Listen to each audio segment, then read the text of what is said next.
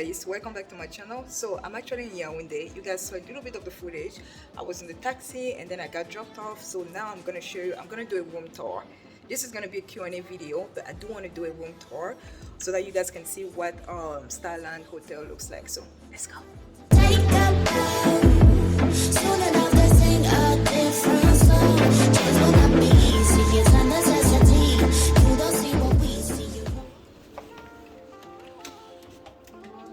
So let's start here. Okay, so you have a large closet. It's huge, okay? It's huge. And then I think, oh wow, you have a fridge. Guys, I just got here, so OMG. I hope it's not, I hope it's free. So anyway, important notification and gets it safe available for charges. You also have some little snacks here. Nice. Okay, I saw an iron here. Oh, perfect. This is not like K Hotel where I was looking for an iron I couldn't see. You have hotel sleepers. Amazing. Let me continue with this room. This is the bedroom.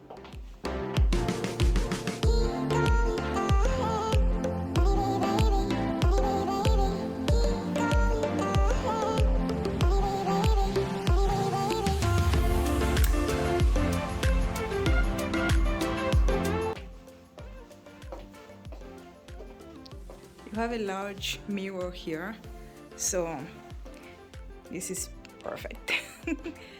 Oh, the bed is giving me life. It's giving me presidential type of, I don't know. I just like the bed frame. I love it. So you get a complimentary plate of fruits. Nice. And then you have everything here for like breakfast. I don't really do breakfast, but I can do tea. They have really nice, I like anything that has lemon. I thought that was lemon. No, I don't know this tea. Anyway, so look at this view. Whoa, nice.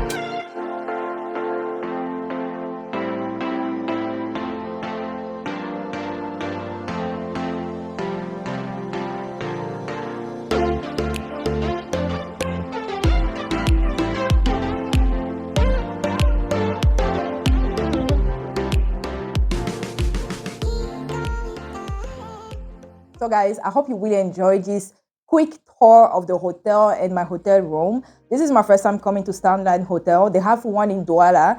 For my birthday, I was debating whether I should go to Starland or K Hotel, and I ended up going to K Hotel because I wanted to show you guys also what it looks like. But anyhow, let me go ahead and start with the questioning because I had many questions in different languages though. Like guys, I'm not gonna Google translate those questions, okay? Nobody got time for that. So if you're one of the people I remember telling my sisters, I'm like, really? Like, do people actually want me to Google Translate questions? Like, nobody got time for that. I actually didn't have time in Douala. I figured since I came to Yaoundé, and my day today is just going to be going for dinner, meeting a friend, and then tomorrow is going to be another hectic day. So I figured let me just sit down and do the Q&A with you guys. It's getting darker and darker. The lighting is a bit dark and yellowish. So guys, I know it's not perfect, but life is not perfect, okay? So just, this is what matters, what I'm saying, okay? Anyway, I have 15 questions that I picked because I didn't want this video to be too long. Anyway, the first question is, how do you maintain your gut health? Okay, eating a lot of fruits, eating a lot of vegetables, drinking a bunch of water. I think just hydrating the body has helped me manage, my gut health. You guys know I have IBS, so I've been dealing with that for a couple of years. But I used to have a really clean diet. When I say clean, it was like borderline OCD clean. And then like 2019, I think it was 19 or 18, I got so busy with like working. I think it was 2018 because I was still working for corporate America and I was having my businesses on the side. So I was just busy doing all of them together that I think my gut health got worse because I didn't really have time to cook that much. I was eating out, but I was eating good food out. Like I don't eat fast food or anything like that. So the way I maintain my gut health is just I keep on hydrating my body with like bunch of fluids, like mainly water or lemon water in the morning. I take lemon water in the morning. I think I've talked about that so many times for years now. I think I'm going on year 6 that I've been doing that religiously, not every day, but like religiously, regularly. So yeah, eating foods. Lately, I've been eating a lot of mangoes. You guys know. I mean, if you follow me on Instagram, go ahead and if you don't, go ahead and follow me. But I've been eating a lot of mangoes. I mean, the season is already ending. But mangoes, I mean, guys, that was like God sent. Because I would eat like at least 4 mangoes a day and I will be so regular. You know what I mean? And I'm not the type of person who would be that regular. So that's how I maintain my gut health: vegetable, clean eating, hydrating, and sleep. Sleep is also something that I used to deprive myself of because I just felt like I was too busy until things just started going left. And then I figured, you know what? Let me take care of my body, which means let me sleep more. So, damn, that was a long answer. So, somebody asked, what's your accent? My accent is my accent. Guys, okay. The French people ask me, what's your accent? The English people ask me, what's your accent? Which is so weird because I feel like I'm not that, I don't know, am I fluent?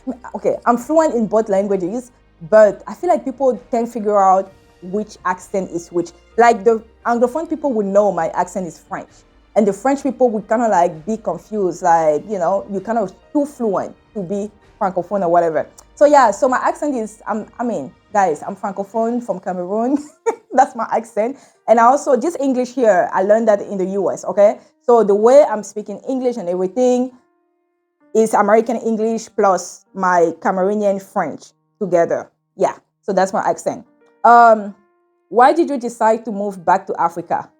Ooh, okay. This is a question that I always answer. This is maybe like the 100th times that I'm answering this question. Okay, I guess this is probably a newbie asking the question. So, why did I decide to move? Because it was a calling of mine. It was something that was deep in my heart. I wanted to do something in Africa.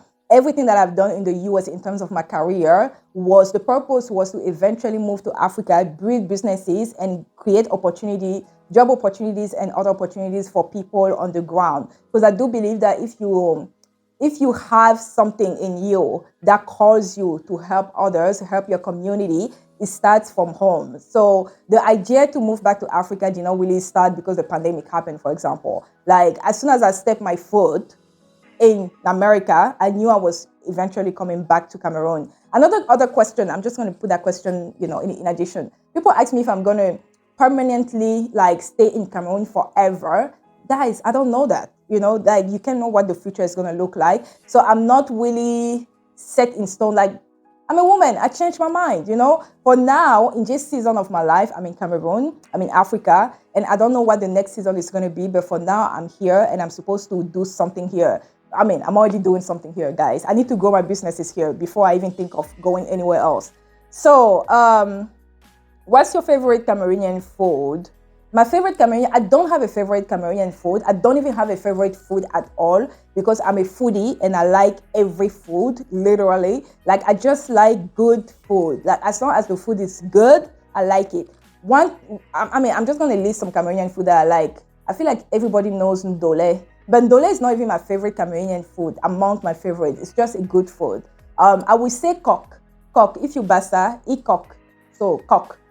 Which is like cassava leaves plus peanuts plus bunch of meat, fish, smoked fish, all of these things. Really good. It's kind of like arrow. The only difference is that we add, when I say we, Basa people, we add peanut on it. So I love it with cassava on the side. Oh my God, that's so good. Another one is bongo and snails. Bongo escargot. Oh my God.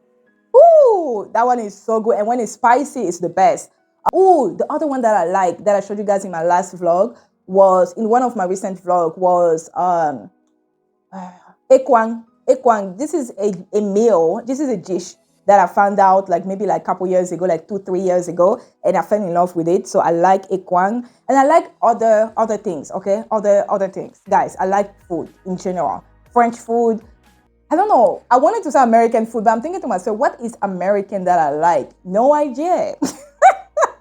In terms of food, I don't know. Anyway, the next one is: are you planning to have any surgery, Botox, or laser? Woo, you guys are getting too much into my business. Okay, surgery. Am I planning to get surgery at some point in time? Possibly. I don't currently, guys. I'm just okay with my body. I'm fine with it. I love my body. Am I planning to get surgery? Maybe, like, I don't know, guys. Like, maybe if I give birth and then my boobs that are now perky becomes whoop, maybe that's when surgery is going to come into play. But for now, I don't really see the point of having surgery. I'm actually okay and really good with my body, like good. Botox, no, guys. I want to be able to smile and I want to see the lines, the laugh lines. I want to see everything.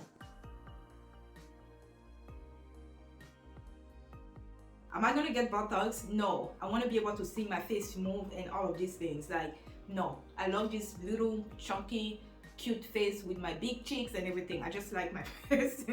Laser is the last question of that question. Am I gonna get laser at some point? I've been thinking about it because I'm really hairy. I don't want to get laser for like hair here and my legs, but I do want to get laser for like armpit and down there. You guys, I mean, if it's TMI, you tell me.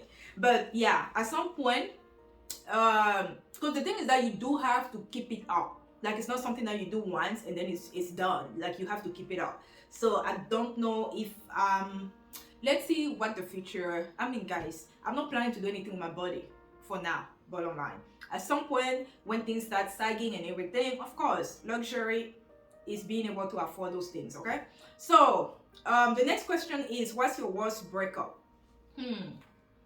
Oh my god, my worst breakup was my first breakup.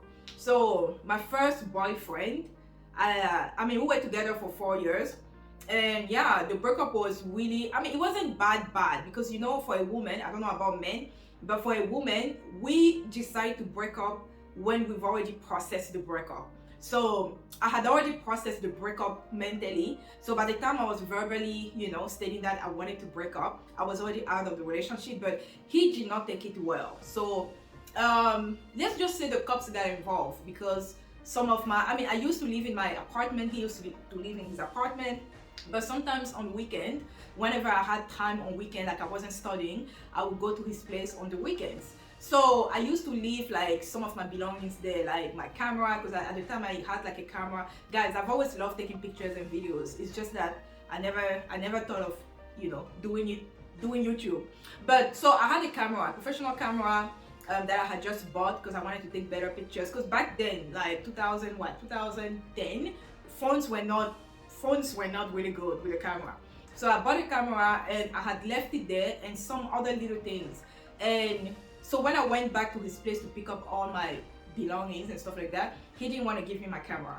And I was pissed. I was angry because at this point I'm just like, hey, I told you this, I told you that. And he also did something that was really bad before even me going to pick up the camera. I don't want to go into details. Maybe it's going to be a story time at some point. If you guys want to hear about the whole story, how the breakup went, let me know. But that was my worst breakup because the cops got involved because he didn't want to give my camera, and at some point he pushed me. Guys, if you know me, you don't push me.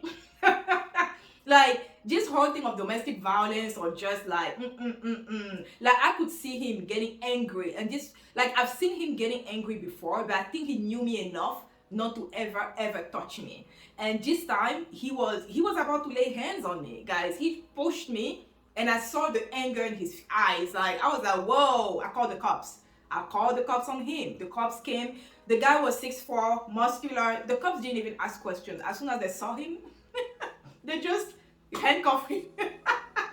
They handcuffed him, and then they started asking me questions and so forth. Back then I was a size 4. I was so tiny. So I'm sure they were like, oh my god, this guy probably killed this girl or something. But anyway, so I kind of told the cops nothing happened. I just want my camera and I want to leave this place and blah blah blah. So that was the worst breakup. And that was just the end, like part of it. That wasn't even the whole story. So whew, you guys comment down below if you want to know that story. Freezing my eggs. Am I planning on freezing my eggs? Guys, I was just snacking on this. It's like sugar, peanuts, whatever. I mean, they had it as a snack, so that's why I'm doing my mouth like this. And then I'm about to drink this sparkling Vinto because I'm just thirsty. Guys, I know I told you drink water. I've already drunk enough water. I keep on going to the bathroom, so I need some juice. I need energy because I haven't really had food all day. So let me go ahead and freezing my eggs. Am I planning to freeze my eggs? No. End of the story. Do you intimidate men being so confident? I want to answer yes and no. I do intimidate men that are not secure with themselves, if I can put it like that. But I don't think I intimidate men who are really confident in their own skin, if that makes sense. And I can go into details, but guys, I'm trying to make this video short. When do you come to Rio de Janeiro? I hope that's how you say it. Rio de Janeiro. I don't think I'm gonna be, I mean, guys, like, I know you're probably from there. I don't have any plans going there for now, okay? Not even in the next 5 years, unless business calls me on that end of the world, like on that side of the world. But I would love to visit every single country. It's just that, you know, my money cannot stretch that far. So next question is, what will be your encouragement to a mid-late? Wow, that's a lot of question. Okay, I'm just gonna put it on the screen. What would be your encouragement to a mid-late 30-year-old who has no husband, no kids, no jobs? What should they do if they are giving up on life? Oh my God. I feel like many women in their 30s, even not just mid-30s, like early 30s and like late 20s, are already in that state of, you know, mind where they have no husband, no kids, and some of them have lost their jobs. Like, guys, I have many friends who lost their job during the pandemic, and that really took a toll on them. So what would be my word of encouragement? This is just a season. That's how I usually look at life, guys. Like, I'm not just, you know, talking for the sake of talking. I'm a woman in my mid-30s, no husband, no kids, got a job, but you know. So I just realized that I did not have my mic on. You're gonna be different, you know, voice fluctuations. This Q&A is gonna be something else. Anyhow, let me just keep it moving because, like I told you, nothing is perfect. Okay, I'm just checking if the mic is well placed. So I was talking about being in your mid-30s, no husband, no kids, no jobs, words of encouragement. This is what I tell myself, and this is what I would tell also the other women who are going through that, is that it's just a season, right? It's just a season. And one thing that I always say is that your single season is not a disease. It's not an illness. It's not a condition that you have to fix, right? We are all born single. The best way to grow in life is to really be comfortable in your own skin. And being comfortable in your own skin sometimes requires having a break and just taking care of yourself so that you can be a better person when you go into that next relationship. And I know this is so beautiful when you say it, but many women are like, you know, my clock is ticking. What am I supposed to do? If your season of singleness is still going on, it means that the men that you're supposed to be with or the children you're supposed to have are on the way. We cannot know what the future is going to be looking like. So that's why I think the beautiful thing in life is to live life in a state of urgency, because we don't know if we're going to even make it tomorrow. So I've learned to just be present and enjoy every ounce of today, you know, of me today, without being worried or anxious about the me tomorrow. I think many people's sadness and anxiety come from the fact that they are looking for a future that they cannot see today, okay? But I have many stories. I'm sure you guys have those stories as well, where you had this girlfriend of yours who was just single, like literally single, celibate, nobody was there, and she met the one, you know, she met the one, and then they just clicked. And as soon as they clicked, this is it, you know? I know many people, I mean, my best friend, for example, Vivian, the way she met her husband, It's a movie. So they were engaged after like 2 or 3 months. They were engaged, guys. They actually still married up to today. They got married 2011, December 2011, and they're still married. So yeah, that's 10 years. 10 years still married, but they were engaged after 2 months or 3 months of meeting. Crazy, right? So you never know how your life is going to change. You never know. So my advice for all the ladies in the 30s, in the late 20s, worried about, I don't have a man, I don't have no kids, just be patient. Just be patient and really work on yourself. Now that you're single, this is the best time to work on yourself and really be the best version of who you want to be, so that when you go into that relationship, you go in with your best self to add on to the relationship and not to take back. Because you have many people who are unhappy with themselves and they get into relationship expecting other people to make them happy. You're just going to make the relationship toxic. I think I've talked about it in one of my, sit down videos here. But anyway, that's the advice that I will give. And also when it comes to not having a job, if you lost your job and you're looking for a job, the best example that I'm going to give you is that I have a girlfriend of mine, one of my besties as well. She lost her job during the pandemic. So 2020, she lost her job and she's been applying everywhere. I mean, everywhere. And she was looking left and right. She's really smart, has a master's degree, has worked for big companies. Like her resume was heavy. Okay. But because there was something else going on with her status in the US. So she wasn't able to land a job. Guys, today, this girl landed a job with a good 6-figure salary after not working for 2 years. So that's just to tell you that there's a season for everything. And I know sometimes when we're going through a season, we cannot see the light at the end of the tunnel, but you just have to keep on applying for jobs. You just have to keep on thinking that somebody is going to see the value in you, okay? So there are many people who are going to say, you're not good, you're not good, you're not good. But that doesn't mean you have to decrease your standard. Doesn't mean you have to decrease your value, because guys, these people don't even know their own value. So who are there to tell you who you are or who you should be or what you deserve? So the next question is, how would you deal with trash men? Do you have any advice on how to deal with liars? Oh yeah, I do. I have the best advice ever, which is, if you have a phone, all the women, listen, if you have a phone, in that phone, there's an option that says block or blocking. You can find it on WhatsApp. You can find it on the regular phone. I mean, if you go to a phone number, guys, I don't have to explain it to you. If you don't know, just YouTube it. You're going to find instruction how to tell you. It's going to tell you how to block somebody. I'm the queen. Let me say it again. I'm the queen of blocking people. Okay. If you're not adding value to my life, I'm blocking you. I don't have time to waste. I don't have time to waste. Every day that I wake up, I have to deal with headache. I have to deal with staff that did not submit the assignments. There's so much going on in my life. I just don't have time to deal with a liar. Or what did she say here? A liar or a trash man? I just don't have time. I block people. I block everybody. Even though I had already started the relationship with the person, and then I discovered he was lying all along. Guys, after having the conversation, like a real conversation with him, honest conversation with him, I'm just going to block him, because I don't need to breathe in the same air with you. I don't need to hear you. I don't need anything. So that's really for people who are, like she said, trash men or men who lies, like liars, I don't deal with them. I just block you, because you can't be lying in the beginning of a relationship, expecting that relationship to be healthy. No, it's going to be toxic, and many things are going to uncover, and I don't want to live through that, okay? I want to live a stress-free life. The only stress that I want to get is the stress that I give to myself, or the stress that my businesses give to me. That's it. I want to have a partner, or I should be having a partner who will be home. Like whenever I see him, this is home. Not all of this nonsense. I don't deal with that. How do you do everything? I've always answered this question. I don't do everything. It may seem like I do everything, but I don't.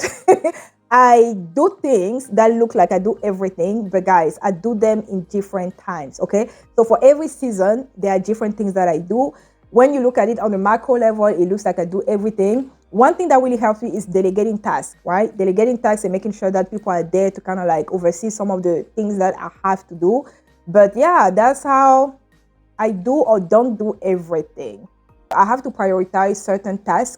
Right now, you guys know I have 3 companies, so 3 different industries that I'm dealing with. So I cannot possibly do everything at the same time. So there are seasons where I have to focus in school. There are seasons where I have to focus at the boutique. There are seasons where I have to focus in my consulting firm with like clients and stuff like that. So I just have, I mean, guys, you just have to um manage your schedule. Like you have to be really good at managing your schedule and at delegating. I think delegating is key. Is key. I made a video about different job positions that I was hiring for. One of them is a community manager, because for a long time I was the one working on that while I was doing all of these things. And then at some point I hired this person, she couldn't deliver. I hired another one, and now I'm in a position where I'm still waiting. I mean, I'm still hiring for that position. And I do want to hire somebody in Cameroon, because I know you guys with the American salary. No, I want to hire somebody in Cameroon to give them the chance to earn a salary,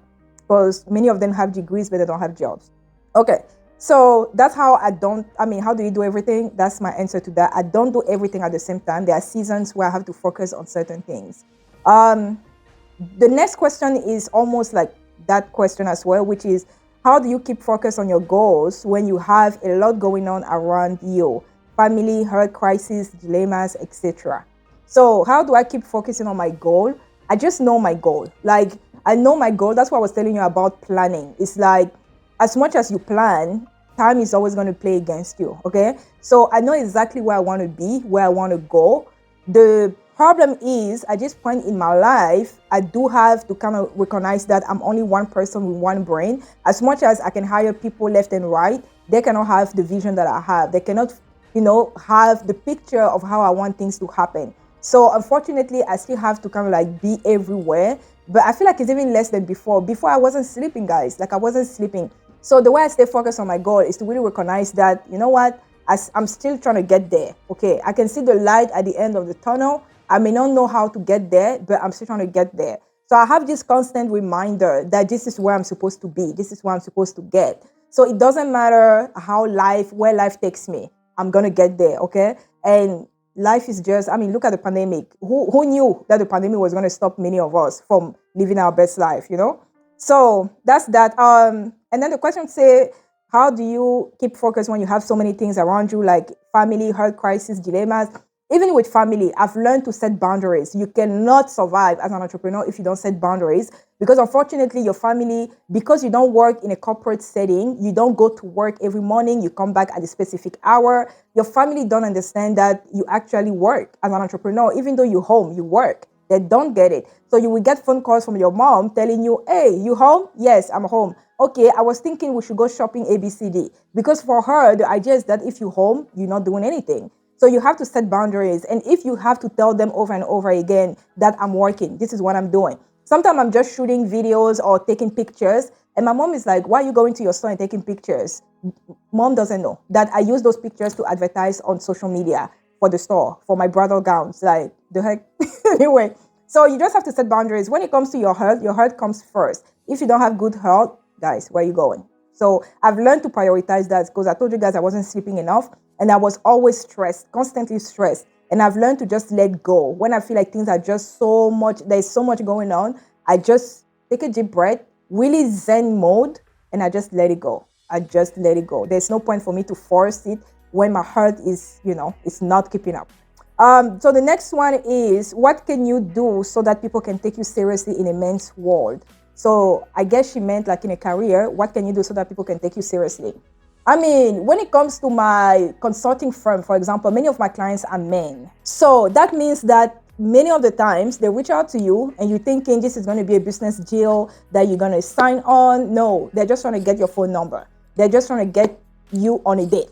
That's all they Guys, I should make a separate video about that too. So unfortunately, if you're a woman and and you're attractive to those men, they're just going to come to you not for business, but for something else. So how do they take you seriously? Once again, you have to set boundaries. So guys, I told you about the blocking thing.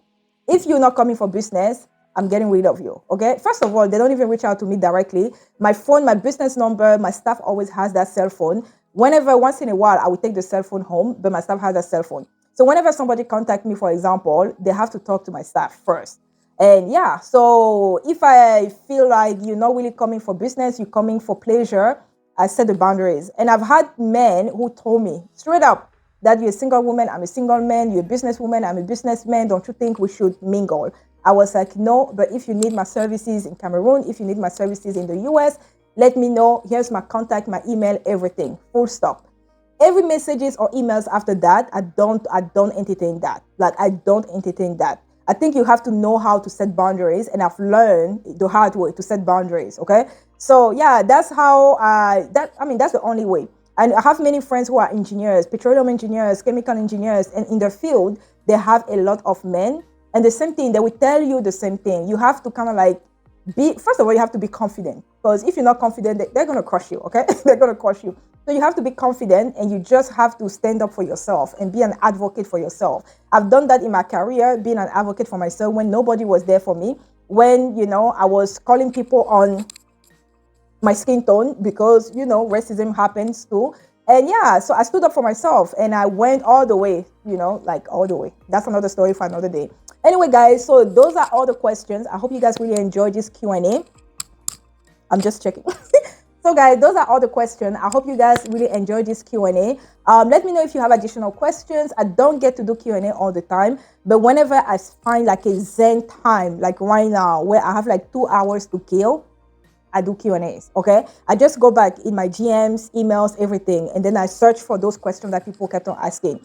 And I do have additional questions that I didn't answer, but you guys can already see this video is already long enough, and I didn't want to make it this long. So anyway, guys, thank you for watching. Don't forget to comment down below. Let me know the question that you felt like really was speaking to you. Or if you have a question, drop it down below, and I'll catch you guys later. Bye!